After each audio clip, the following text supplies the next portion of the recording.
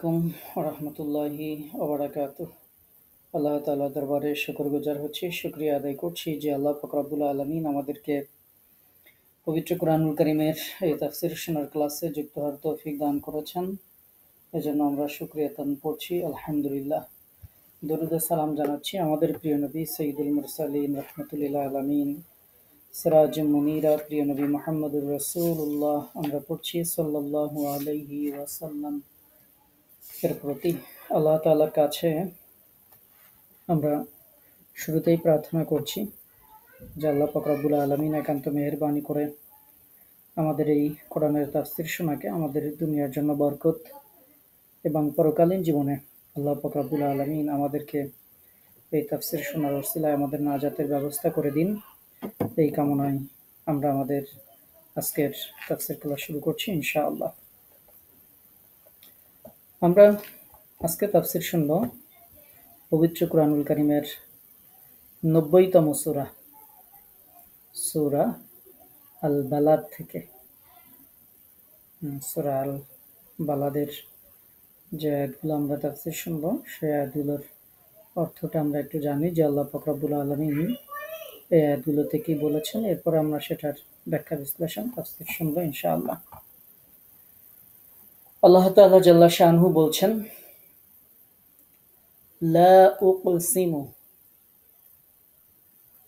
আমি শপথ করছি না, বিহাজাল বালাদ, এই নিরাপদ নগরীর, আমি এই নিরাপদ নগরীর শপথ করছি না। কিন্তু এই আয়াতের অর্থ হবে যে আমি শপথ করছি এই নিরাপদ নগরীর। তাহলে এখন আপনাদের মনে প্রশ্ন আসবে যে লা মানে তো না, তাহলে এখানে লা কেন আসলো? আচ্ছা, এখানে লা কেন আসলো সেটা আমরা যখন এটা নিয়ে বিস্তারিত আলোচনা করব তখন আমরা বলে দিব। তো আপাতত জানান যে এটার অর্থ হবে আমি শপথ করছি এই নগরের। ওয়া আনতা হিল্লুম বিহাযাল বালাদ, ওয়া আনতা আর তুমি, হিল্লুন অধিবাসী, বিহাযাল বালাদ এই নগরের। তারপরে হিল্লুন শব্দের অর্থ হচ্ছে মুক্ত, হালাল। তুমি এই নগরের, একটা অর্থ হচ্ছে আর আপনি এই নগরের অধিবাসী, আর একটা হচ্ছে আপনি এই নগরীতে মুক্ত। দুই ধরনের অর্থই আছে। ওয়া ওয়ালিদিউম, ওয়া এবং ওয়ালিদ। আচ্ছা, ওয়ালিদ অর্থ হচ্ছে পিতা। তো এটা এখানে শপথ অর্থে ব্যবহৃত হয়েছে ওয়াওটা। ওয়া এর মধ্যে একটা উজ্জ্বল এবং আছে, এবং শপথ।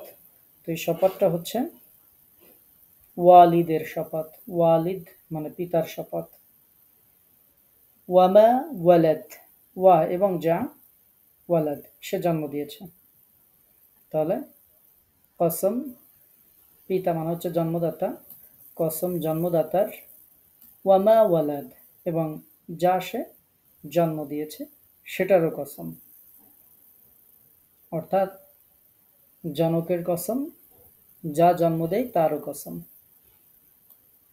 লাকাদ খলাকনাল ইনসানা ফি কাবাদ, লাকাদ খলাকনা, লাকাদ মানে নিশ্চয়ই, অবশ্যই, খলাকনা আমি সৃষ্টি করেছি, আল ইনসান মানুষকে সৃষ্টি করেছি, ফি কাবাদ কষ্টের মধ্যে।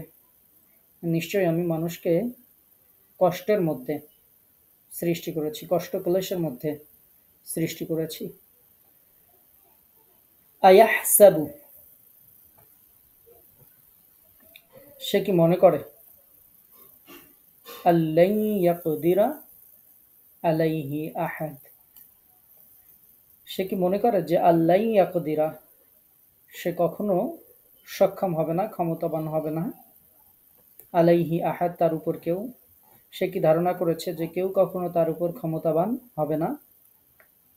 সে অর্থাৎ সে কি মনে করে যে কখনো তার উপর কেউ ক্ষমতাবান হবে না, এরকম অর্থ।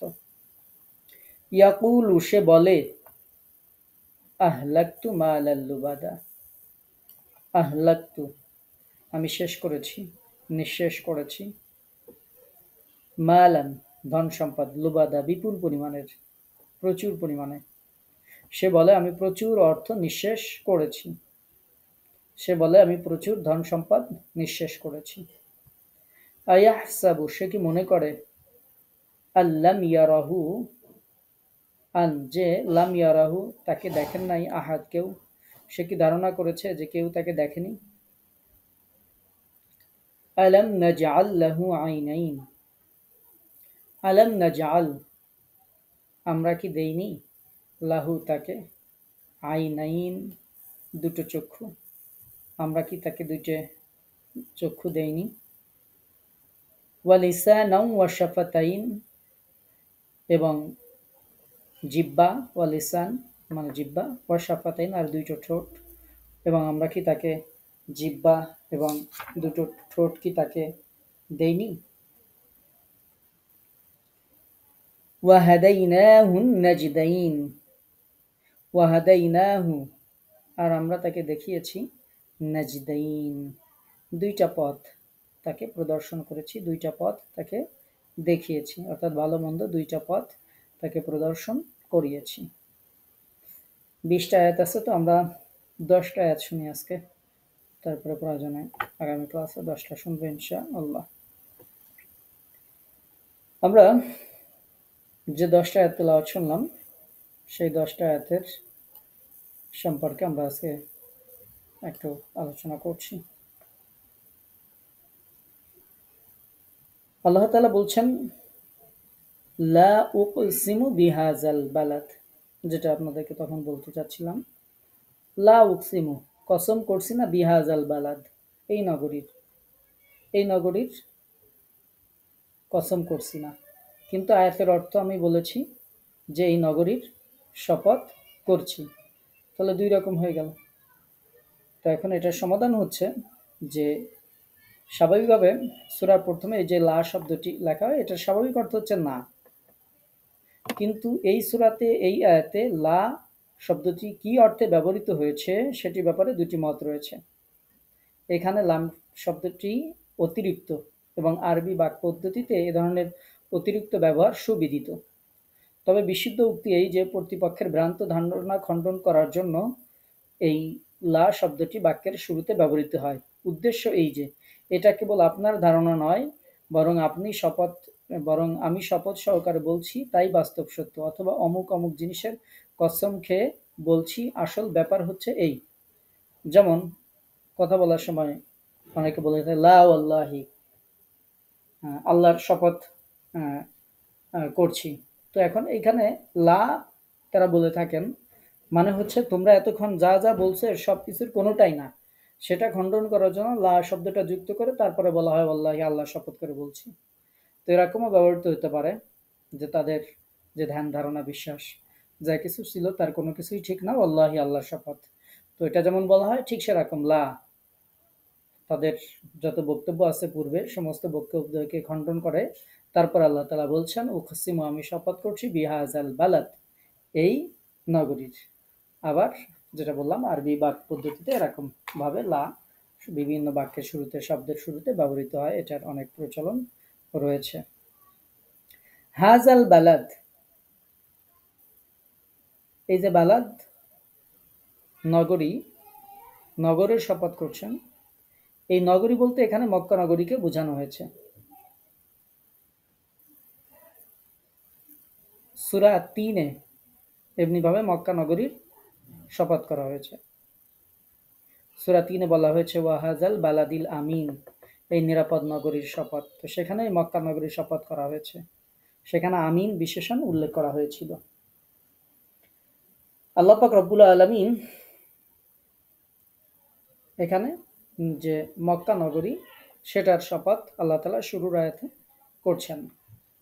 ওয়া আনতা হিল্লুম বিহাযাল বালাদ, ওয়া আনতা হিল্লুম বিহাযাল বালাদ।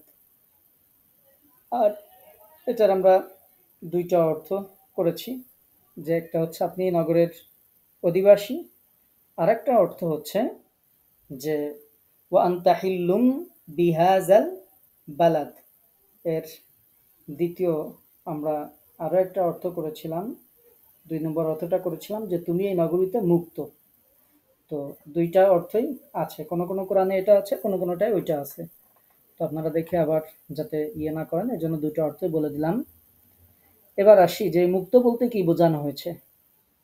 ওয়ান্তা হিল্লুম বিহাজাল বালাদ, তুমি এই নগরীতে মুক্ত। আমরা যদি এটা অর্থ ধরি তাহলে তখন এটা দ্বারা বোঝানো হয়েছে যে হে মোহাম্মদ, এই শহরে যুদ্ধ করা তোমার জন্য অনুমোদন দেওয়া হলো। এই শহরে তোমার জন্য যুদ্ধ করার অনুমোদন দেওয়া হলো। আপনারা জানেন মক্কা বা কাবা ঘরের চত্বরে সব ধরনের যুদ্ধ বিগ্রহ এটা হারাম ছিল প্রিয় নবী সাল্লাল্লাহু আলাইহি ওয়াসাল্লাম আসা পর্যন্ত। এবং তারা যখন হজ করত বা বিভিন্ন উদ্দেশ্যে কাবায় সমবেত হতো কাবা চত্বরে, সেখানে যদি তারা তাদের পিতার খুনিকেও যদি তারা দেখত, তবুও তারা তাকে কিছুই বলতো না কাবার সম্মানে, কারণ সেখানে যুদ্ধ বিগ্রহ হালাল ছিল না। প্রিয় নবী সাল্লাল্লাহু আলাইহি ওয়াসাল্লামকে আল্লাহ পাক রব্বুল আলামিন শুধু 2টা ঘন্টার জন্য সেখানে যুদ্ধ করার অনুমতি, মক্কায় যুদ্ধ করার অনুমতি আল্লাহ তাআলা দিয়েছিলেন। যে প্রিয় নবী সাল্লাল্লাহু আলাইহি ওয়াসাল্লাম বিশেষ করে মক্কা যেদিন বিজয় হয় সামান্য সময়ের জন্য যে প্রিয় নবী সাল্লাল্লাহু আলাইহি ওয়াসাল্লামকে এই অনুমতি দেওয়া হয়েছিল, এবং আল্লাহ রাসূল সেটা বলে দিয়েছিলেন যে আমার পরে আর কাউকে এই অনুমতিও দেওয়া হবে না, অর্থাৎ কিয়ামত পর্যন্ত এখানে যুদ্ধ বিগ্রহ যা কিছু সবকিছু করা সেখানে হারাম। তো এখানে একটা শব্দ আছে বিশেষভাবে হিল্লুম। এই হিল্লুম শব্দটা নিয়ে আমরা একটু কথা বলবো। হিল্লুম শব্দের দুটি অর্থ হতে পারে। একটি হচ্ছে হুলুল, অর্থাৎ কোনো কিছুতে অবস্থান নেওয়া, থাকা, অবতরণ করা। সেই হিসেবে আয়াতের অর্থ হবে মক্কা নগরী নিজেও সম্মানিত পবিত্র, বিশেষত আপনিও এই নগরীতে বসবাস করেন। বসবাসকারীর শ্রেষ্ঠত্বের দরুন বাসস্থানের শ্রেষ্ঠত্ব বেড়ে যায়, কাজেই আপনার বসবাসের কারণে এই নগরীর মাহাত্ম্য সম্মান দ্বিগুণ হয়ে গেছে। এটা হচ্ছে একটা তাফসির। দ্বিতীয় তাফসির হচ্ছে হালাল, যেটি এর অর্থ হালাল হওয়া। এদিক দিয়ে এই আয়াতের অর্থ হবে যে আপনাকে মক্কার কাফেরেরা হালাল মনে করে রেখেছে এবং আপনাকে হত্যা করার ফিকিরে তারা রয়েছে, অথচ তারা নিজেরাও মক্কা নগরীতে কোনো শিকারকেই হালাল মনে করে না। এমতো অবস্থায় তাদের জুলুম ও অবাধ্যতা কতটুকু যে তারা আল্লাহর রাসূলের হত্যাকে নিজেদের জন্য হালাল মনে করে নিয়েছে। অপর অর্থ এই যে আপনার জন্য মক্কার হারামে কাফিরদের বিরুদ্ধে যুদ্ধ করাও হালাল করে দেওয়া হয়েছে, যেটি আমরা আলোচনা করছিলাম। একটা হচ্ছে যেই কাফেররাও মক্কায় সেই সময় যুদ্ধ বিগ্রহ করতো না, যেটা আপনাদেরকে শোনাইলাম, তাদের বাবার খুনিকেও যদি দেখতো তারপরেও তারা সেখানে কোনো প্রকার রক্তপাত হত্যা তারা ঘটাতো না, বাইরে যুদ্ধ করতো। কিন্তু কাবা চত্বরের কাবার আশেপাশে মক্কাতে তারা এই কাজটা করতো না। কিন্তু প্রিয় নবীকে হত্যা করার জন্য তারা এই শপথ নিয়েছিল যে আল্লাহ রাসূলকে যেখানেই হোক হত্যা তারা করেই ফেলবে, এবং তারা এটার বিনিময়ে 100 লাল উট পর্যন্ত ঘোষণা দিয়েছিল, যদি কেউ মাথা কেটে আনতে পারে তাকে এই পুরস্কার দেওয়া হবে। তো তারা আল্লাহ রাসূলকে সেখানে হত্যা করা তারা হালাল মনে করে নিয়েছিল। তৃতীয় যেটি বলছি সেটি হচ্ছে যে আপনার জন্য মক্কার হারামে কাফিরদের বিরুদ্ধে যুদ্ধ করা এটাকে হালাল করে দেওয়া হবে। আল্লাহ তাআলা সেটা হালাল করেছিলেন মক্কা বিজয়ের সময়। বস্তুত মক্কা বিজয়ের সময় একদিনের জন্যই এটা করা হয়েছিল। আনাস ইবনে মালিক রাদিয়াল্লাহু তাআলা আনহু বলছেন, রাসূলুল্লাহ সাল্লাল্লাহু আলাইহি ওয়াসাল্লাম মক্কা বিজয়ের দিন মাথায় শিরস্ত্রাণ পরিধান করে মক্কায় প্রবেশ করলেন। অতঃপর যখন তিনি তা খুললেন, এক লোক এসে তাকে বলল, হে খাতল, কাবার পর্দা ধরে যে খাতল সরি এক লোক এসে তাকে বলল যে ইবনে খাতল কাবার পর্দা ধরে আছে। তিনি বললেন, তাকে হত্যা করো, কারণ পূর্ব থেকেই তার মৃত্যুদণ্ডের ঘোষণা রাসূলুল্লাহ সাল্লাল্লাহু আলাইহি ওয়াসাল্লাম দিয়েছিলেন। যেটি আপনাদেরকে বলেছিলাম যে যেদিন কাবা মক্কা বিজয় হয় সেদিন কয়েক ঘন্টার জন্য, 2 ঘন্টার মতো সময়ের জন্য আল্লাহ রাসূলকে কাবা চত্বরে যুদ্ধের জন্য অনুমতি দেওয়া হয়েছিল। আল্লাহ রাসূল মক্কা বিজয়ের সময় সবাইকে ক্ষমা করে দিয়েছিলেন। আল্লাহ রাসূল বলেছিলেন যারা ইসলাম গ্রহণ করবে তারা যেমন নিরাপদ, যারা আবু সুফিয়ানের বাড়িতে থাকবে তারা নিরাপদ, এরকম ভাবে যারা নিজেদের ঘরের মধ্যে অবস্থান করবে বা কাবা চত্বরে থাকবে সবাই নিরাপদ, এরকম আল্লাহ রাসূল বলেছিলেন যে সবাইকে সাধারণ ক্ষমা আল্লাহ রাসূল ঘোষণা দিয়েছিলেন। কিন্তু কয়েকজনের ব্যাপারে, তাদের সংখ্যা কোথাও 4 জন, কোথাও 7 জন, অনধিক 10 জনের মতো, বা তার কম বেশি ঐতিহাসিকদের মতো পার্থক্য রয়েছে। কয়েকজন ব্যক্তির নাম উল্লেখ করে আল্লাহ রাসূল বলেছিলেন এই সমস্ত ব্যক্তিদেরকে তোমরা যেখানে পাও সেখানে তাদেরকে হত্যা করবে, এমনকি যদি তাদেরকে কাবা ঘরের দরজা ধরা অবস্থায়ও যদি পাও ওইখানে তাদেরকে হত্যা করবে। আল্লাহ রাসূল যাদের বিরুদ্ধে এই আদেশ দিয়েছিলেন, যারা প্রচন্ড মাত্রায় যারা অপরাধী ছিল, যাদের ব্যাপারে আল্লাহ রাসূল এই কথা বলেছিলেন, তাদের মধ্যে একজন ছিল ইবনে খাতল। আল্লাহ রাসূল যখন যুদ্ধ শেষে আল্লাহ রাসূল যখন মাথার হেলমেট খুলছিলেন, সেই সময় একজন এসে খবর দিল যে এই খাতল কাবা ঘরের পর্দা ধরে আছে। কারণ হচ্ছে যে কাবা ঘর চত্বরে সব ধরনের যুদ্ধ বিগ্রহ করা তো হারাম, সুতরাং এখানে থাকলে আমাকে কিছু বলবে না, এরকম বিশ্বাসে সে কাবা ঘরের পর্দা ধরেছিল। আল্লাহ রাসূল সে সময় তাকে হত্যা করার জন্য আদেশ দিয়েছিলেন যে তাকে হত্যা করো। তো আল্লাহ রসুল কয়েকজন ব্যক্তির মাত্র মক্কা বিজয়ের সময় আল্লাহ নবী সাল্লাল্লাহু আলাইহি ওয়াসাল্লাম তাদের বিরুদ্ধে বলেছিলেন যে তাদেরকে তোমরা যেখানে পাও সেখানে তাদেরকে হত্যা করবে। তো তার মধ্যে এই ব্যক্তি একজন ছিল। তো আল্লাহ রসুল সাল্লাহ আসলাম কাবাঘরের চত্বরে মাত্র কয়েক ঘন্টার জন্য তিনি এই যুদ্ধের অনুমতি আল্লাহ তালা তাকে দিয়েছিলেন, এবং এটা চিরদিনের জন্য আবার রহিত করা হয়েছে কিয়ামত পর্যন্ত।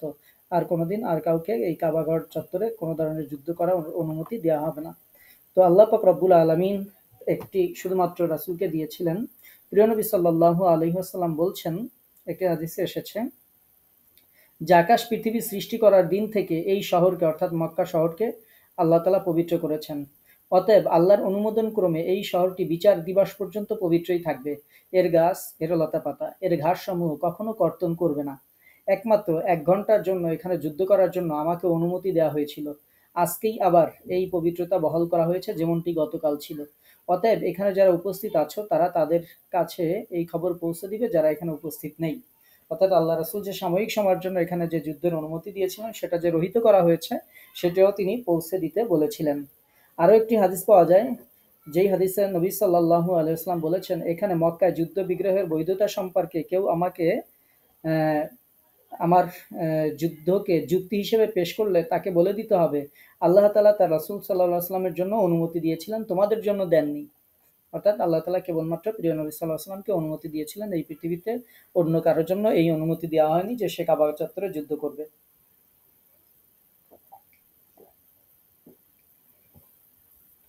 ওয়াওয়ালিদিউ ওয়ামা ওয়ালাদ, ওয়াওয়ালিদিউ এরপরে যে আল্লাহ পাক রব্বুল আলামিন যে শপথ করছেন সেটি হচ্ছে জন্মদাতার এবং যা সে জন্ম দিয়েছে, যা জন্ম যিনি জন্ম দেয় এবং যা জন্ম দেয়, এটির শপথ প্রিয় নবী সাল্লাল্লাহু আলাইহি ওয়াসাল্লাম করেছেন। এটির ব্যাপারে সবথেকে প্রসিদ্ধ যে মতটি সেটি হচ্ছে, যেটার ব্যাপারে অনেক মুফাসসিরিনে কেরাম, বিশেষ করে মুজাহিদ রহমাহুল্লাহ, আবু সালি রহমাহুল্লাহ, কাতাদা রহমাহুল্লাহ, ইমাম জাহাক রহমাহুল্লাহ, সুফিয়ান সাউরি রহমতুল্লাহ, সাইদ ইবনে জুবায়ের রহমাহুল্লাহ, ইমাম সুদ্দি রহমাহুল্লাহ, হাসান বসরি রহমাহুল্লাহ, এরকম আরও অনেক মুফাসসিরিনদের নাম আমি আপনাদেরকে শোনাইতে পারবো, যে তারা ম্যাক্সিমাম যাদের নাম আমি বলেছি তারা বলেছেন যে এই জন্মদাতা বলে আদম আলাইহিসসালাতু ওয়াসসালামকে এবং মানব জাতি হলো আদম আলাইহিস সালামের সন্তান, এটাকে বোঝানো হয়েছে। ওয়াওয়ালিদিউ জন্মদাতা, এই জন্মদাতা বলে আদম আলাইহিস সালামকে বোঝানো হয়েছে। ওয়ামা ওয়ালাদ এবং যার সে জন্ম দেয়, এই জন্ম দেয় বলে যেহেতু আমরা সবাই আদমের সন্তান, আদম আলাইহিস সালামের এই সন্তানদেরকে বোঝানো হয়েছে। তাহলে যেহেতু বাপ ও তার ঔরসে জন্মগ্রহণকারী সন্তানদের ব্যাপারে ব্যাপক অর্থবোধক শব্দ ব্যবহার করা হয়েছে, সামনের দিকে মানুষের কথা বলা হয়েছে, তাই বাপ মানে আদম আলাইহিসসালাতু ওয়াসসালাম হতে পারেন। আর তার ঔরসে জন্মগ্রহণকারী সন্তান বলতে দুনিয়ায় বর্তমানে যত মানুষ পাওয়া যায়, যত মানুষ অতীতে পাওয়া গেছে, যত মানুষ ভবিষ্যতে পাওয়া যাবে সবাইকে বোঝানো হয়েছে। এভাবে হযরত আদম আলাইহিস সালাম ও দুনিয়াতে আদি থেকে অন্ত পর্যন্ত সব বনি আদমের শপথ আল্লাহ তাআলা এই আয়াতে করেছেন। অথবা ওয়ালিদ বলে প্রত্যেক জন্মদানকারী পিতা, আর ওয়ালাদ বলে প্রত্যেক সন্তানকেও বোঝানো হয়েছে। এরপর আল্লাহ পাক রব্বুল আলামিন বলছেন, লাকাদ খালাকনাল ইনসানা ফি কাবাদ। দেখেন কতগুলো বড় বড় জিনিসের শপথ করে এরপরে আল্লাহ তাআলা বলছেন যে নিঃসন্দেহে আমি মানুষকে সৃষ্টি করেছি কষ্ট ক্লেশের মধ্যে। এখন আল্লাহ তাআলা এই আয়াতে বললেন আমি মানুষকে সৃষ্টি করেছি কষ্ট ক্লেশের মধ্যে, তার মানে আমাদেরকে কষ্টের মধ্যে দিয়ে অতিবাহিত করতে হবে, দুনিয়ায় সব আরাম করার জায়গা না। এর জন্য দুনিয়া আমাদের ব্যস্ততা থাকবে, সবকিছু থাকবে, ইনশাআল্লাহ আমরা রেস্ট করব, কবরে আরাম শান্তি যা উপভোগ করা সেটি ইনশাআল্লাহ জান্নাতে উপভোগ করব। তো আমি মানুষকে সৃষ্টি করেছি ক্লেশের মধ্য দিয়ে। ইবনে আব্বাস রাদিয়াল্লাহু তাআলা আনহু থেকে কাবাদ শব্দ সম্পর্কে তিনি বলছেন যে মানুষকে কষ্টকর পরিস্থিতিতে সৃষ্টি করা হয়েছে। তা কি তোমরা লক্ষ্য করো না? অতঃপর তিনি তার জন্মের সময়ের যন্ত্রণা, বয় বৃদ্ধির সাথে সাথে তার যে দাঁত গজানোর সময় তার যে যন্ত্রণা, দাঁত উপড়ে ফেলার যে যন্ত্রণা, এরকম যে বিভিন্ন বিষয় সেটি তিনি উল্লেখ করছেন। তারপরে এমনকি সে যে জন্মগ্রহণ করবে সেটার ব্যাপারেও আল্লাহ পাক রব্বুল আলামিন পবিত্র কোরআনে বলেছেন, হামালাতহু উম্মুহু কুরহাউ ওয়াদাআতুহু কুরহা, যে তার জননী, তার অর্থাৎ তার মা তাকে গর্ভধারণ করেছে। এই গর্ভটা কোনো আরামের বিষয় ছিল না। আল্লাহ তাআলা বলছেন, হামালাতহু উম্মুহু, তার মা তাকে গর্ভধারণ করেছে, কুরহাউ ওয়াদাআতুহু কুরহা, কষ্টের উপর কষ্ট সহ্য করে, কষ্টের সাথে তার মা তাকে গর্ভধারণ করেছে এবং প্রসব করে কষ্টের সাথেই, অর্থাৎ এই প্রক্রিয়াটি ছিল কষ্টের সাথে। এমনকি মা সন্তানকে যে স্তন্যপান করানো সেটাও কষ্টের সাথেই ছিল। তাকে যে লালন পালন করা এটাও কোনো সহজ কাজ ছিল না। একটা সন্তানকে লালন পালন করা, তার হাজারো দুষ্টুমি, হাজারো খাওয়া নিয়ে কষ্ট, এই কষ্ট সেই কষ্ট, কত ধরনের বিষয় আছে। একজন মা যিনি, তিনি এটা ভালো জানেন। আমি এটা আপনাদেরকে বুঝাইতে পারবো না। আপনারা আমার থেকে হাজার হাজার গুণ এটার ব্যাপারে ভালো জানেন যে একটা বাচ্চাকে মানুষ করার জন্য, বড় করার জন্য কত কষ্ট একজন মা স্বীকার করেন। তো এই কঠিন পরিস্থিতি প্রত্যেকটি মানুষের সাথেই থাকে। কাতাদা রহিমাউল্লাহ বলছেন যে এটা ভাব অর্থ হচ্ছে কঠিন অবস্থায় সৃষ্টি করেছেন। ইকরামা রহিমাউল্লাহ বলছেন যে এর ভাব অর্থ হচ্ছে কঠিন অবস্থায় এবং দীর্ঘ সময়ে তাকে সৃষ্টি করা হয়েছে। এরকম বিভিন্ন ব্যাখ্যা এটির রয়েছে। যে আল্লাহ পাক রব্বুল আলামিন স্বাভাবিকভাবে শ্রম কষ্টের মধ্য দিয়েই মানুষকে সৃষ্টি করেছেন। মানুষের সৃষ্টিগতভাবে আজীবন শ্রম এবং কষ্টের মধ্যেই মানুষেরা থাকে। অর্থাৎ প্রত্যেকটি মানুষই তাকে কোনো না কোনো কষ্ট তাকে করতেই হয়। এই কষ্টের মধ্যেই মানুষেরা থাকে। কষ্ট ক্লেশের মধ্যেই আল্লাহ পাক রব্বুল আলামিন আমাদেরকে সৃষ্টি করেছেন।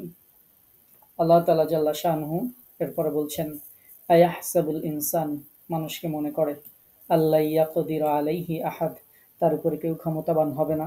এটা কি মানুষেরা মনে করে? আল্লাহ তাআলা জাল্লা শানুহু মানুষকে যেন সে তার সৃষ্টিকর্তাকে যেন সে ভুলে না যায়, সেটি আল্লাহ তাআলা স্মরণ করিয়ে দিয়েছেন। মহাপরাক্রমশালী যিনি, সেই আল্লাহ তাআলাই বলছেন যে তারা কি মনে করে তাদের উপর কেউ ক্ষমতাবান হবে না। এর ভাব অর্থে হাসান বসরি রাহিমাহুল্লাহ বলছেন যে তারা ধারণা করে যে তাদের ধন সম্পদ নিতে কেউ সক্ষম হবে না। কাতাদা রাহিমাহুল্লাহ বলছেন যে তারা কি মনে করে যে তাদের উপর কারো কর্তৃত্ব নেই। তারা কি জিজ্ঞাসিত হবে না যে তারা কোথা থেকে ধন সম্পদ উপার্জন করেছে, কোথায় তা ব্যয় করেছে? নিঃসন্দেহে তাদের উপর আল্লাহর কর্তৃত্ব রয়েছে এবং আল্লাহ পাক রব্বুল আলামিন তাদের উপর পূর্ণ ক্ষমতাবান। এটি আল্লাহ তাআলা স্মরণ করিয়ে দিচ্ছেন যে তোমরা ভুলে যেও না যে তোমাদের উপর একজন কর্তৃত্বশীল আছে। আল্লাহ তাআলা জাল্লা শানহু এরপরে বলছেন, ইয়াকুলু আহলাকতু মালাল লুবাদা, সে বলে আমি প্রচুর অর্থ সম্পদ নিঃশেষ করেছি, মানে ব্যয় করেছি। প্রচুর অর্থ সম্পদ আমি ব্যয় করেছি, এটা সে বলে। আদম সন্তানরা এটা বলে বেড়ায় যে আমরা বহু ধন সম্পদ খরচ করে ফেলেছি। মুজাহিদ এবং হাসান রহমাউল্লাহ, কাতাদা রহমাউল্লাহ, ইমাম সুদ্দি রহমাউল্লাহ সহ অন্যান্যরা বলছেন যে এর অর্থ হচ্ছে আদম সন্তান বলে বেড়ায় যে সে অনেক সম্পদ ব্যয় করেছে, এটা সে বলে বেড়ায়। অর্থাৎ সে বলে আমি প্রচুর ধন সম্পদ উড়িয়ে দিয়েছি। এই শব্দগুলো প্রকাশ করে বক্তা তার ধন সম্পদের প্রাচুর্যে কি পরিমাণ গর্বিত হয়, যে বিপুল পরিমাণ ধন সম্পদ সে খরচ করেছে নিজের সামগ্রিক সম্পদের তুলনায়। তার কাছে তার পরিমাণ এত সামান্য ছিল যে তা উড়িয়ে দিয়েছি বা ফু দিয়ে দিয়েছি, এরকম সেটা কোনো পরোয়াই করিনি, এরকম একটা ভাব গর্ব অহংকার তার মধ্যে কাজ করে। আর এই সম্পদ সে কোন কাজে উড়িয়েছে? কোন প্রকৃত নেকির কাজে নয়। যেমন সামনের আয়াতগুলোতে সেগুলো আল্লাহ তাআলা বলছেন, আমরা শুনবো ইনশাআল্লাহ। বরং এই সম্পদ সে উড়িয়ে দিয়েছে নিজের ধনাত্মতার প্রদর্শনী করার জন্য, নিজের অহংকার, নিজের শ্রেষ্ঠত্ব প্রকাশ করার জন্য সে এই ধন সম্পদগুলো উড়িয়ে দিচ্ছে। যেই গরুটার দাম ছিল দেখা যাচ্ছে 2 লাখ টাকা বা 1.5 লাখ টাকা, সেই গরু সে কিনছে 1 কোটি টাকা দিয়ে, সেই গরুকে সে কিনছে 50 লাখ টাকা দিয়ে। কেন?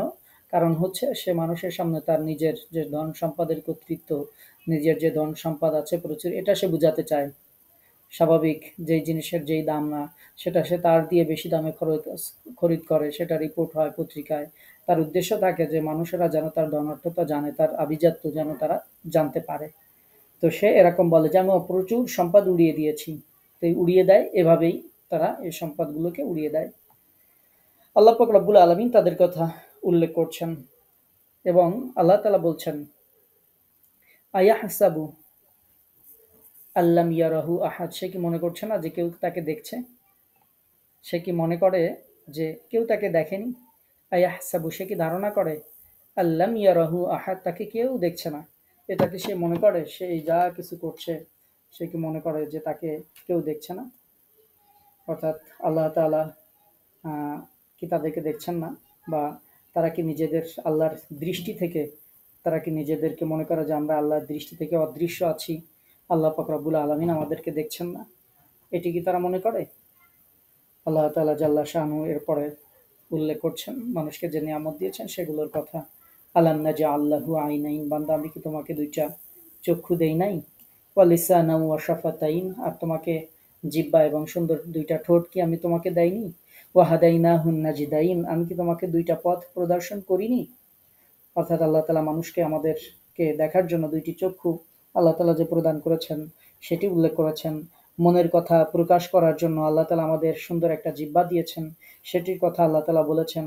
কথা বলার জন্য, পানাহারের জন্য আল্লাহ তাআলা দিয়েছেন। চেহারা মুখমণ্ডলের সৌন্দর্য বর্ধনের জন্য আমি কি তাদের দুইটি ওষ্ঠ মানে ঠোঁট প্রদান করিনি? আল্লাহ তাআলা এই নিয়ামতের কথাগুলো এখানে উল্লেখ করছেন। আল্লাহ পাক রব্বুল আলামিন যে নিয়ামতগুলো আমাদেরকে দিয়েছেন, আমরা যদি স্বাভাবিকভাবে একটু মনে করি যে আল্লাহ তাআলা আমাদের দুইটা চোখ দেওয়ার কথা বলেছেন, আমি কি তোমাদেরকে দুইটা চোখ দেইনি? চোখটা আমাদের কত বড় নিয়ামত, এটা আমরা বুঝতে পারি তখন যখন কারো চোখের পাওয়ার কমে আসে। যতদিন আমাদের চোখের পাওয়ার ভালো থাকে ততদিন আমাদের আর মনে হয় না যে আমাদের কি নিয়ামত আমরা ভোগ করছি। এটা বোঝা যায় যখন আমাদের কারো চোখের সমস্যা হয়, তখন সে বুঝতে পারে। যখন ডাক্তারের কাছে যায়, যাওয়ার পরে ৩০-৪০টা টেস্ট লেখা থাকে, একটা কাগজ ধরা দেয়, দেওয়ার পর ওর মধ্যে টিক মার্ক করে দেয়, এই টেস্টগুলো আপনি ল্যাব থেকে করে নিয়ে আসেন। তখন সে বুঝতে পারে যে এত এত ফাংশন, যে 40টা টেস্টের একটা সিরিয়াল এখানে ধরা দেওয়া হলো, নাম লেখা আছে, এতগুলো ফাংশন আমার এই চোখের মধ্যে ছিল, আমার কোনো যত্ন ছাড়া, আমার কোনো হাত ছাড়া, এগুলো সব কিছুই আল্লাহ পাক রব্বুল আলামিন সুন্দরভাবে আল্লাহ তাআলা আমার জন্য পরিচালনা করে দিয়েছেন।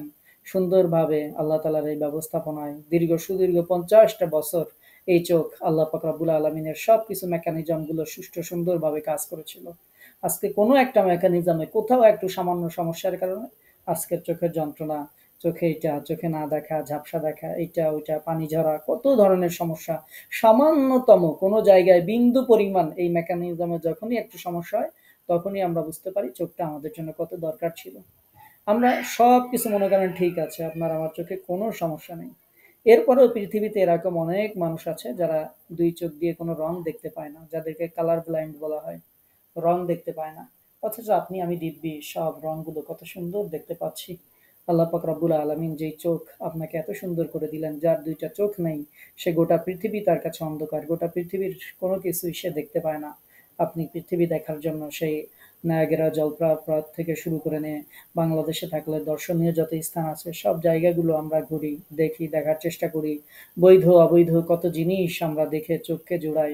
চোখ দিয়ে দেখার মাধ্যমে অন্তর শীতল হয়, অন্তর প্রশস্ত হয়। এর মধ্যে যারা ইমানদার তারা আল্লাহকে স্মরণ করে, যারা বেঈমান তারা তো আরো মজা মাস্তি অন্যান্য কিছু করে। তো আল্লাহ পাক রব্বুল আলামিন যেই দুইটা চোখ দিলেন আমাদেরকে নিয়ামত স্বরূপ, সেটির কথা আল্লাহ তাআলা উল্লেখ করে দিয়েছেন, বান্দা আলাম নাজআল লাহু আইনাইন, তোমাকে কি দুইটা চোখ দেইনি? আল্লাহ তাআলা অন্য একটি সূরার মধ্যে আপনাদেরকে শুনিয়েছি যে আল্লাহ পাক রব্বুল আলামিন বলছেন যে সুম্মা লাতুসআলুন্না ইয়াওমা ইযিন আনিন নাঈম, বান্দারে তোমাদেরকে জিজ্ঞেস করা হবে তোমাদের প্রত্যেকটি নিয়ামত সম্পর্কে, যে তোমাকে কি আমি এই নিয়ামত দেইনি, তোমাকে এটা দেইনি, তোমাকে এটা দেইনি। এভাবে আল্লাহ তাআলা জিজ্ঞেস করবেন। লাতুসআলুন্না, অবশ্যই অবশ্যই জিজ্ঞাসা করা হবে, আনিন নাঈম, তোমাদেরকে যে নিয়ামত দিয়েছি সেই নিয়ামতগুলো সম্পর্কে। এটা হচ্ছে তার কিছু বর্ণনা যে আল্লাহ তাআলা যেমন চোখের ব্যাপারে বলবেন, আলাম নাজআল লাহু আইনাইন, দুনিয়া কি তোমাকে দুইটা চোখ দিয়েছিলাম না? এই পৃথিবীতে অনেক অন্ধ মানুষ ছিল যারা আমার এই কিতাব পড়তে পারে, কালাম পড়তে পারে, এমনকি তারা মুখস্থ করে ফেলেছে। তোমার দুইটা সুন্দর চোখ দিয়েছিলাম, কিন্তু তোমার এই চোখ দিয়ে দুনিয়ার সবকিছু পড়তে পেরেছো, তুমি ডাক্তারি পড়তে পেরেছো, ইঞ্জিনিয়ারিং পড়তে পেরেছো, অনেক কিছু পড়তে পেরেছো, কিন্তু তুমি আমার এই খোদাই কালাম তোমার সামনে ছিল, তোমার বাসায় ছিল, সেটা তুমি পড়তে পারো নাই। তোমার এই চোখ সেইখানে কাজ করে নাই, সেই কোরআনের দিকে তাকাইলে তুমি অন্ধকার দেখতে, কোরআন পড়ার মতো কোনো যোগ্যতা তুমি অর্জন করনি। বান্দাকে তোমাকে এই যে দুইটা চোখ, এটাকে আমি দিয়েছিলাম না? শুধু এটা না, আল্লাহ পাক রব্বুল আলমিনের পর বলবেন ওয়ালিসানা ওয়া শাফাতাইন, বান্দা তোমাকে কি আমি দেইনি জিহ্বা, দেইনি কি ঠোঁট? এই জিহ্বা দিয়ে তুমি কত কথা বলেছো, এই জিহ্বা এবং ঠোঁটের মাধ্যমে কতজনের সাথে মিষ্টি কথা বলেছো, ভালো কথা বলেছো, ঝগড়া করেছো, প্রেম করেছো, কত কিছু তুমি এই চোখ ঠোঁট দিয়ে তুমি করেছো।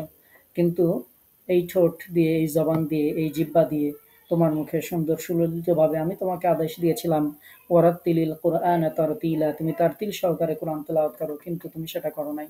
আল্লাহ পাক রব্বুল আলামিন এভাবে জিজ্ঞেস করবেন ওয়ালিসানাও ওয়া শাফাতাইন, বান্দারে আমি কি তোমাকে আমি কি তোমাকে জিহ্বা দেইনি? ওয়া শাফাতাইন, এবং তোমাকে কি দেইনি আমি দুইটা ঠোঁট? আল্লাহ পাক রব্বুল আলামিন এই দুইটা যে কত গুরুত্বপূর্ণ, যে ঠোঁট কাটা তালু কাটা কিছু বাচ্চা আমাদের দেশে জন্মগ্রহণ করে, তার বাবা মা জানে যে ঠোঁটটা কত গুরুত্বপূর্ণ, কথাগুলো বের হয় না ঠিক মতো, কথাগুলো ঠিকঠাক মতো বোঝা যায় না। আমরা যে কথা বলছি, এই কথাগুলো কোথা থেকে বের হচ্ছে, কোথায়, কোনটার সাথে কোনটা আওয়াজটা বাড়ি খেয়ে, কোনটার সাথে বাতাসটা প্রতিধ্বনি হয়ে কিভাবে বের হচ্ছে, আপনার আমার এটার উপরে কোনো নিয়ন্ত্রণ নেই। এটি একমাত্র আল্লাহ পাক রব্বুল আলমিনের নিয়ন্ত্রণ। বাট যার এই জিহ্বাটা ঠিক মতো কাজ করে না, সে এভাবে কথা বলতে পারে না। যার ঠোঁটগুলো ঠিক মতো থাকে না, সে এভাবে কথা বলতে পারে না। আপনার আমার কথা বলার জন্য আল্লাহ তালা জিহ্বা যেমন দিলেন, জিহ্বার উপরে দেখবেন ছোট্ট একটা জিহ্বা আছে, যেটাকে আলা জিহ্বা বলা হয়। জিহ্বার গোড়ার দিকে উপরে আঙ্গুল দিলে দেখা যায়, আঙ্গুল দিলে পাবেন। এই আলা জিহ্বাটা যদি আপনার একটু ছোট হতো, চুল পরিমাণ, অথবা একটু বড় হতো, আপনি আমি তোতলা হইতাম, ঠিক মতো কথা বলতে পারতাম না। কথা বলার আগে আ উ কত কিছু করতে হতো, ঠিক মতো কথা বের হতো না। আল্লাহ পাক রব্বুল আলামিন বড় মায়া করে, বড় দয়া করে, বড় এহসান করে আপনার আলা জিহ্বাটা যতটুকু থাকা দরকার ততটুকুই আল্লাহ তাআলা রেখেছেন। যদি আপনাদের বিশ্বাস না হয়, কখনো যদি কারো আলা জিহ্বা ফুলে যায়, ব্যথা হয়, তখন দেখবেন আমার কথাটা মনে পড়বে যে তখন কথা বলা কত কষ্টকর হয়। তো আল্লাহ পাক রব্বুল আলামিন আপনাকে আমাকে দিলেন সেই জিহ্বা। এমন একটা জিহ্বা দিলেন, যেই জিহ্বা দিয়ে পৃথিবীর সব ধরনের জিনিসের স্বাদ আস্বাদন করা যায়। টেস্টিং বার্ড, কত ধরনের টেস্টিং বার্ড আল্লাহ পাক রব্বুল আলামিন এটার মধ্যে দিয়ে দিয়েছেন। একই সাথে খাবার খাচ্ছেন, আম খাচ্ছেন একরকম স্বাদ, সাথে সাথে আরেকজন কাঁঠাল উঠা দিচ্ছে, একটু খান, খাইলেন, সেটা একরকম স্বাদ। পাশ দিয়ে আরেকজন রোস্ট উঠা দিচ্ছে, সেটা খাচ্ছেন একরকম স্বাদ। পাশ দিয়ে আরেকজন একটু কোনো ঝাল তরকারি দিচ্ছে, সেটা খাচ্ছেন একরকম স্বাদ। অন্য দিক দিয়ে কেউ একটু টক দিচ্ছে, সেটাও খাচ্ছেন, সেটাও অনুভব করছেন। পৃথিবীতে যত স্বাদ আছে, যা কিছু আছে, সবকিছু এই জিহ্বা দিয়ে সুন্দরভাবে আস্বাদন করতে পারছেন। যত টেস্টিং বার যা কিছু দেওয়ার সবকিছু আল্লাহ তালা এই জিহ্বার মধ্যে আল্লাহ তালা দিয়ে দিয়েছেন। তো আল্লাহ পাক রব্বুল আলমিন এই জিহ্বাটা আপনাকে দিয়েছেন সুন্দর সুললিতভাবে। জিহ্বাটা যদি আরেকটু লম্বা হতো, কথা বলতে পারতাম না আমরা। একটু যদি খাঁটা হতো, তাও কথা বলতে পারতাম না। যতটুকু দরকার আপনার আমার শরীরের জন্য আল্লাহ তালা ঠিক ততটুকুই দিয়েছেন। ওয়াশাফাতাইন, ঠোঁট দুটো আল্লাহ পাক রব্বুল আলমিন দিয়েছেন বড় মায়া করে। এই যে ঠোঁট দিয়েছেন, এই মায়ের ঠোঁটে, যেই ঠোঁট দিয়ে কোরআন উচ্চারিত হওয়ার কথা, ভালো কথা বলার কথা, সত্য বলার কথা, সেই ঠোঁট দিয়ে দেখা যায় মানুষেরা সিগারেট ফুঁকে, সেই ঠোঁট দিয়ে মানুষেরা হারাম খায়, সেই ঠোঁট দিয়ে মানুষেরা অবৈধ সম্পর্ক করে। আল্লাহ পাক রব্বুল আলমিন এই ঠোঁটের কথাও ছেড়ে দেবেন না। আল্লাহ তালা জিজ্ঞেস করবেন, বান্দা ওয়ালিসানা ওয়া শাফাতাইন, তোমাকে দিয়েছিলাম জিহ্বা, তোমাকে দিয়েছিলাম ঠোঁট, কি করেছে এটা দিয়ে? আল্লাহ পাক রব্বুল আলমিনের সেই জবাবদিহিতার সম্মুখীন সবাইকেই হতে হবে। আল্লাহ তাআলা জাল্লা শানুহু এভাবে প্রত্যেকটি নিয়ামতের কথা আল্লাহ পাক রব্বুল আলামিন স্মরণ করবেন। সুতরাং আমাদের উচিত, যাদেরকে আল্লাহ তাআলা চোখ দিয়েছেন, জিহ্বা দিয়েছেন, ঠোঁট দিয়েছেন, যেই তিনটার কথা এখানে শুনছি, এই তিনটার সর্বোত্তম ব্যবহার হচ্ছে আমরা যদি খুদাই কালাম পড়তে পারি, আল্লাহ পাক রব্বুল আলামিনের ইবাদত বন্দেগীর মধ্যে যদি আমরা এগুলোকে নিয়োজিত করতে পারি, সেটাই হচ্ছে এটা সর্বোত্তম ব্যবহার। আমার জিহ্বার সর্বোত্তম ব্যবহার হচ্ছে আমার জিহ্বা, ঠোঁট। আমার চোখ দিয়ে যদি রবের কালাম দেখতে পারি, জিহ্বা ঠোঁট দিয়ে যদি উচ্চারণ করতে পারি, সেটি হবে এটার সর্বোত্তম ব্যবহার। এজন্য প্রিয় নবী সাল্লাল্লাহু আলাইহি ওয়াসাল্লাম জিহ্বাটার গুরুত্বের ব্যাপারে আল্লাহ রাসূল বলেছেন, মাই মাই ইয়াদমান আলী মা বাইনা লিহিয়াইহি ওয়া মা বাইনা ফাখিজাইহি আদমান লাহুল জান্নাহ। আল্লাহ রাসূল বলেছেন, কেউ যদি আমাকে দুইটা জিনিসের জিম্মাদার দিতে পারে, আমি আল্লাহর নবী তাদের জন্য জান্নাতের জিম্মাদার দিতে পারি। একটা জিনিস হচ্ছে মা বাইনা লিহিয়াইহি ওয়া মা বাইনা ফাখিজাইহি, যা আছে তার দুই চোয়ালের মধ্যবর্তী অর্থাৎ জিহ্বা এবং তার দুই উরুর মধ্যবর্তী লজ্জাস্থান, এই দুইটি জিনিসের যদি কেউ জিম্মাদারি দিতে পারে যে সে আল্লাহর নির্ধারিত পন্থার বাইরে এগুলোকে সে ব্যবহার করবে না। আমরা জিহ্বার আলোচনাটাই করছি যে জিহ্বা দিয়ে আল্লাহ তাআলা মিথ্যা বলতে নিষেধ করেছেন, মিথ্যা বলবে না। চগলখড়ি করতে নিষেধ করেছেন, করবে না। গীবাত করতে নিষেধ করেছেন, করবে না। জিহ্বা দিয়ে সত্য কথা বলেছেন, সত্য বলবে। জিহ্বা দিয়ে হালাল খেতে বলেছেন, হালাল খাবে, হারাম খাবে না। জিহ্বা দিয়ে আল্লাহ তাআলা কোরআন তেলাওয়াত করতে বলেছেন, কোরআন তেলাওয়াত করবে। তো যদি আল্লাহ রাসূল বলেছেন কেউ এই দুইটা জিনিসের জিম্মাদার দিতে পারে, আদমান আলাহুল জান্নাহ, আমি আল্লাহ রাসূল তার জান্নাতের গ্যারান্টি দিতে পারি, জান্নাতের নিশ্চয়তা দিতে পারি। তো জিহ্বাটা কত বেশি গুরুত্বপূর্ণ, অথচ সেই জিহ্বাকে আমরা অযথা গল্প গুজব, প্রয়োজন নেই এমন কথা, কত কথা বলে আমরা আমাদের কথাগুলোকে খরচ করি যেটা কোনো প্রয়োজনই নেই। অথচ এতটুকু সময় যদি আমরা একটু জিকির করি, যদি তাসবিহ তাহলিল পড়ি, যদি ভালো কথা বলি, তাহলে সেটার বিনিময়ে আল্লাহ পাক রব্বুল আলামিন আমাদেরকে সওয়াব দান করবেন ইনশাআল্লাহ। আল্লাহ পাক রব্বুল আলামিন এরপরে আজকে আমাদের তেলাওয়াতকৃত ১০ নম্বর যে শেষ আয়াত, ওয়া হাদাইনাহুন নাজদাইন, আল্লাহ তাআলা বলছেন যে বান্দা দুইটা পথ আমি তোমাকে দেখিয়ে দিয়েছি, আমি তাদেরকে ভালো মন্দ দুইটা পথ আমি দেখিয়ে দিয়েছি। ওয়া হাদাইনাহুন নাজদাইন, দুইটা পথ, ভালো মন্দের দুইটা পথ দেখিয়ে দিয়েছি। সুফিয়ান সাউরি রাহিমাহুল্লাহ সহ আরো অনেক মুফাসসিরিন একরামগণ তারা উল্লেখ করছেন যে আব্দুল্লাহ ইবনে মাসউদ রাদিয়াল্লাহু তাআলা আনহু থেকে তারা বর্ণনা করছেন, আয়াতে বর্ণিত দুইটি পথ হচ্ছে ভালো পথ, খারাপ পথ। আর এই একই কথা আরো অনেক অনেক মুফাসসিরিন একরামগণ বলছেন, যাদের নাম আমি আর লম্বা হয়ে যাবে এজন্য উল্লেখ করছি না।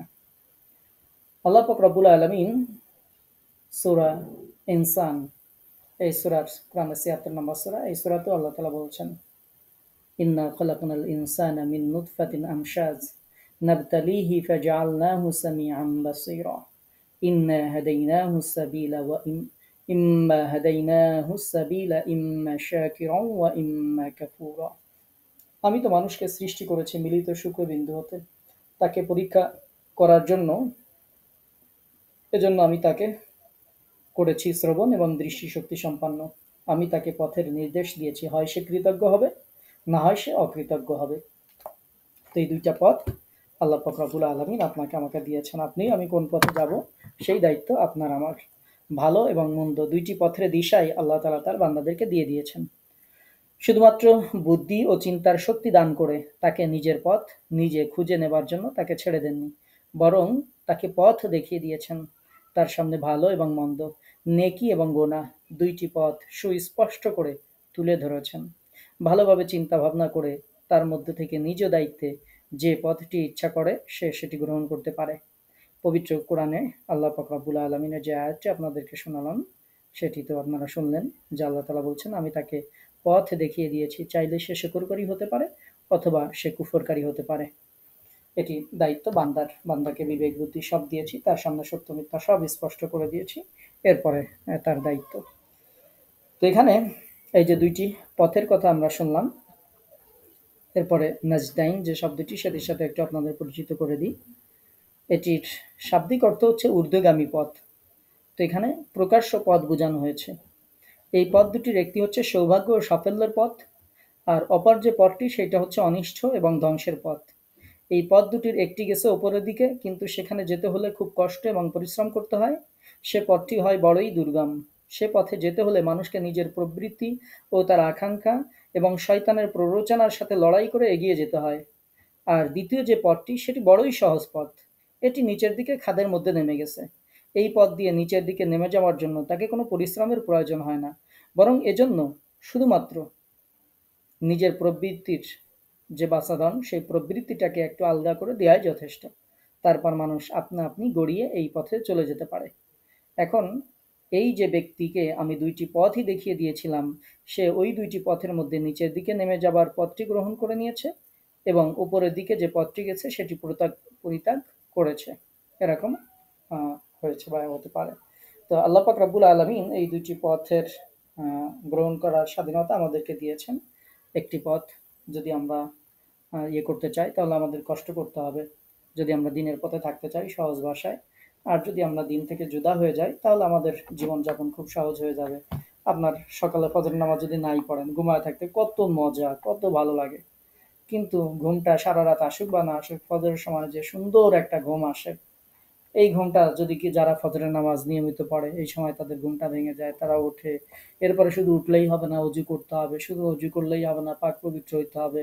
পাক পবিত্র হয়ে সুন্দর করে জায়নামাজে আসতে হবে, সালাত আদায় করতে হবে, কোরআন তেলাওয়াত করতে হবে, কত ঝামেলা। তার মানে এটা কষ্টকর। আর সহজ ছিল কি, যে আজানের শব্দ কানে আসছে, ব্যাস একটু পাশ ফিরে ঘুরে ফিরে শুয়ে থাকলাম, কত মজা ছিল। শীতকাল বলেন আর গরমকাল বলেন, গ্রীষ্মকাল আর শরৎকাল, হেমন্ত আর বর্ষা, যে কালই বলেন না কেন, ঘুম অন্য সময় হোক বা না হোক, ফজরের সময় ঘুম হবেই। যদি আপনার অন্য কোনো সমস্যার কারণে ঘুম নাও আসে, ওই সময় শয়তান আপনাকে মেসেজ করে সুন্দরভাবে আপনাকে ঘুম পড়িয়ে রাখবে।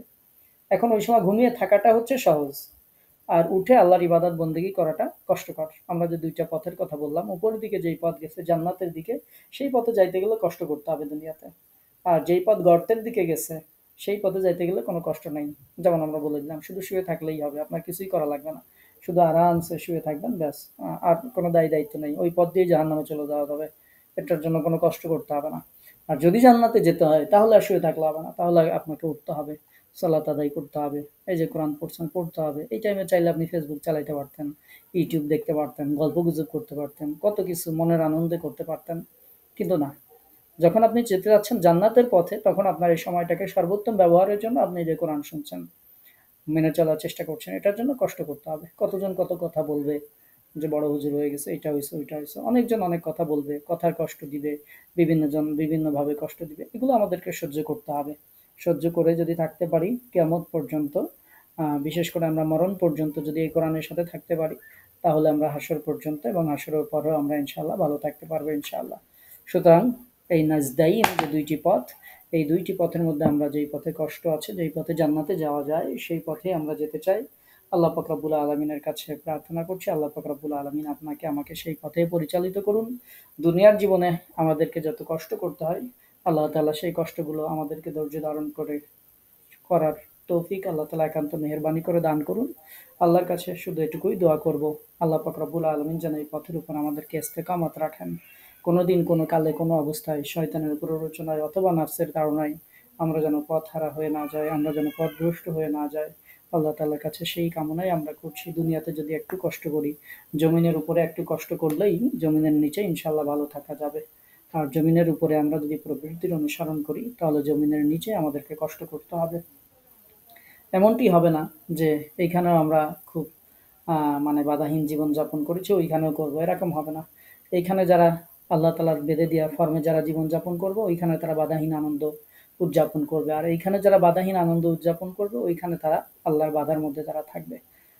তো এটার জন্য আল্লাহ তাআলার কাছে সর্বোপরি প্রার্থনা করছি, আমাদের এই ক্ষুদ্র জীবনকে আল্লাহ তাআলা জাল্লা শাআনু যেই পথে চললে তিনি খুশি হন, সেই পথে চলবার, যেই কথা বললে তিনি খুশি হন, সেই কথা বলবার, যে আমল করলে তিনি কবুল করবেন, সেরকম আমল করার তৌফিক আল্লাহ তাআলা একান্ত মেহেরবানি করে আপনাকে, আমাকে, আমাদের সকলকে আল্লাহ তাআলা দান করুন। আমা তৌফিক ইল্লা বিল্লাহ। যদি কারো কোনো প্রশ্ন থাকে তাহলে আপনারা বলতে পারেন। কারো কোনো প্রশ্ন আছে? আচ্ছা, আশা করছি কারো